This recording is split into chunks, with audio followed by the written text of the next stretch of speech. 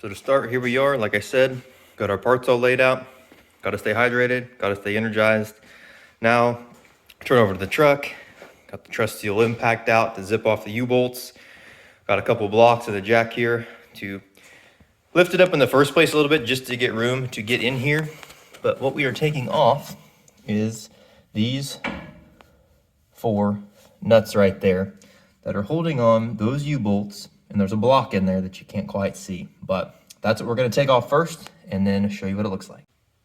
So just so you guys know, like I said, I know blocks are really easy for a lot of people, but if you're taking off something old like what's off this truck, I used an impact and got everything off except that one bolt right there on the top right of the one nut, and on the other side there was 2 of them I couldn't get off. So whenever that happens, I'm going to show you what I do to go ahead and get those U-bolts off so you can replace them with the new ones.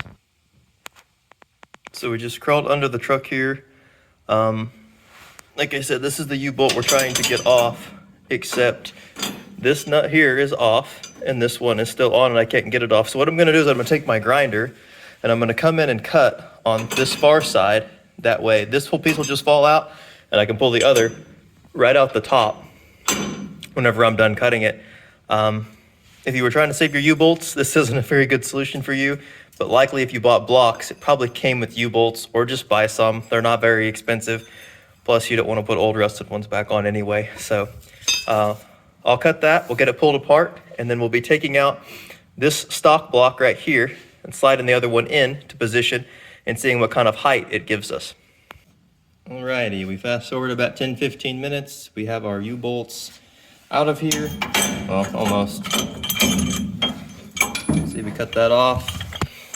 Then they can just fall right out the other side.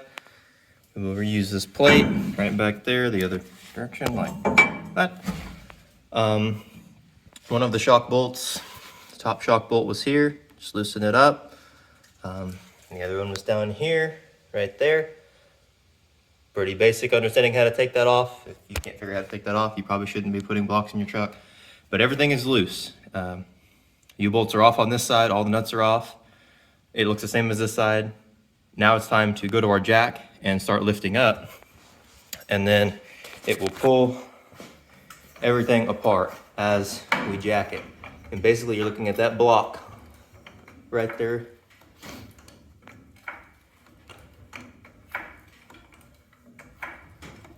This is fun to do one-handed, by the way. We are lifting.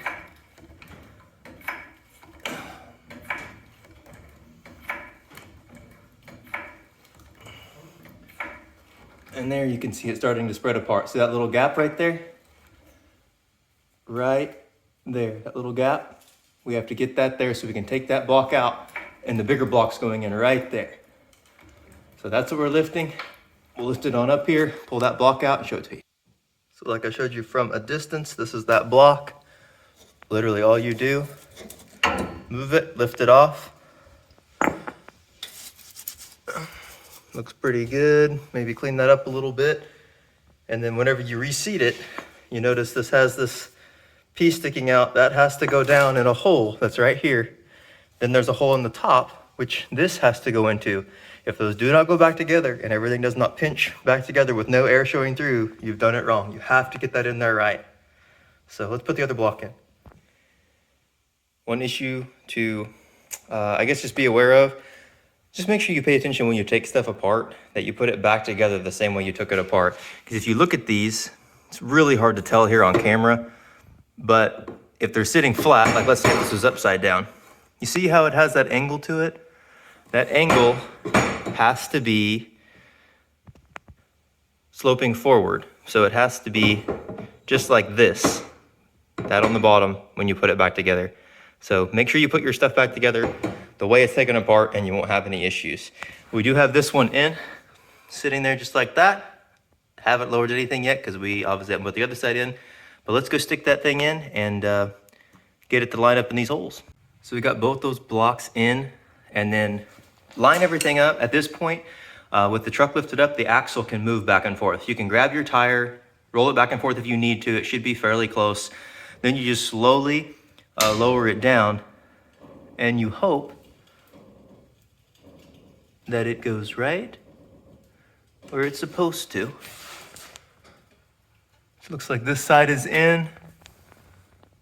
The other side is in and flat. That's what we wanted on both of those. So it looks like we are good to go right there. Need to put our U-bolts on and then slap those shocks on, and we're about to get some rollers with this baby. So we currently have new block installed, new U-bolts installed.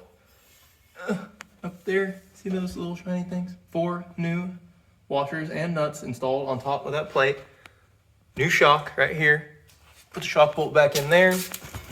Your other one is right up there. We are ready to tighten things down.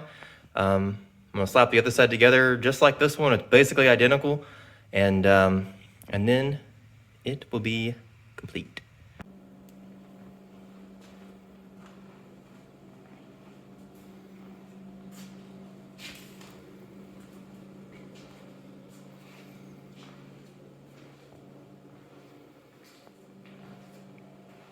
So yes, it may look like there's been a robbery because everything's all torn up and blown out and all over the place, but this is about all the tools I got out to do this project, to give you an idea.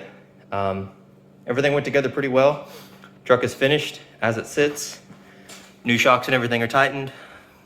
U-bolts are in, blocks are in. You've already seen all that stuff, so just wanted to say it took about 30 minutes, I'd say.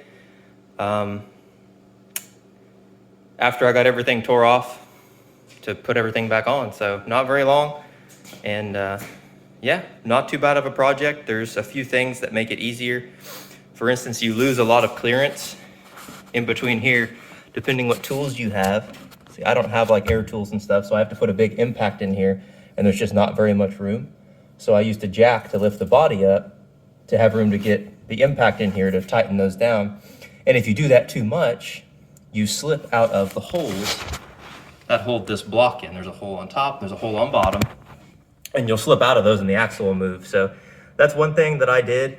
I tightened one side up and didn't tighten the other one up, and it slid out of that hole whenever I had it jacked up. So that's about the only thing I learned, is get them tightened down where they can't come back apart.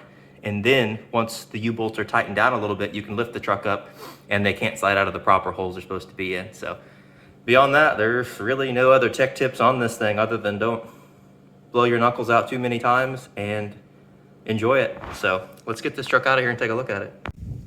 All right, everyone, we got it out of the garage. What we ended up doing is we took out the stock blocks and we put in the 4-inch that came with that kit. So they probably wanted me to stack it, but I didn't. It leaves a little bit of squat with the truck, but bear with me. It's not anything like it was in our other video. Partially the reason I did that, in the future I plan on putting airbags on this truck, most likely. I may end up replacing the stock springs in the back, but it's not a huge necessity for me at this time. So I just left it the way it was. And if I put airbags on it and put a compressor on it, I could be seeing train horns on this truck in the future. It's basically going to be kind of our little show truck. So we'll see what we can do with it, but here it goes. Tell me what you think of it. All right, so I hope you like the truck. I absolutely love it. It looks really cool the way it is. Sorry, it's super dirty right now. We're about to go have a wash session. We'll get it all cleaned up. Maybe show some clips of that, and then we'll get some rollers of this truck when it's all dolled up. But basically how this ended up leaving it sit with the 4-inch rough country lift on the front, and just putting the blocks that came with it in the back and removing the stock blocks. We have, the way it is right now, which it might settle a little bit, is 3 inches of squat actually, which to me, I don't know, a dead level truck still looks like it has some rake. So I like it to be about 1 inch low anyway in the back. A lot of people totally hate that. That's cool. We'll do some other trucks that are like that later.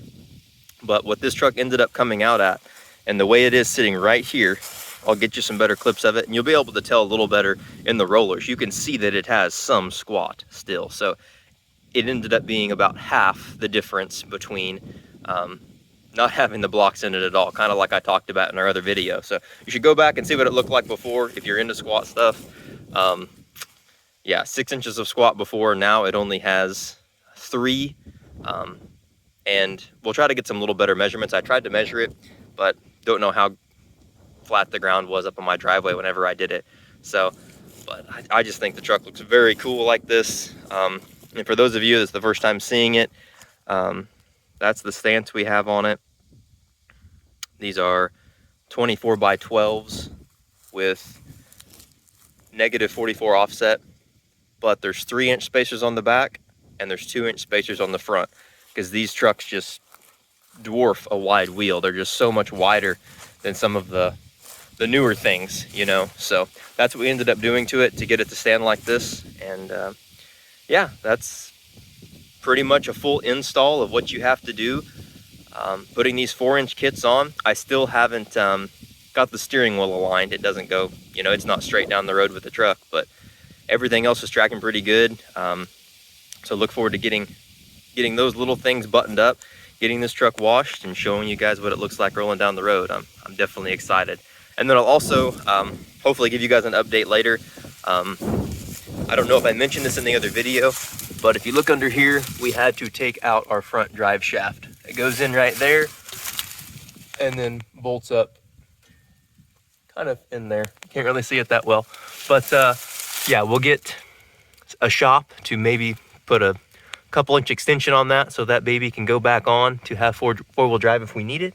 But for now, we're just rolling the way it is. So we'll update you guys with what we end up finding, or if you have any suggestions on a good place you can send your drive shaft out to have it fitted for this kind of a kit, or what dimensions you have to give them to have it done, throw in the comments. I might use them to have it done and give you a shout out. So anyways, appreciate it, and let's see what she looks like all cleaned up and going down the road.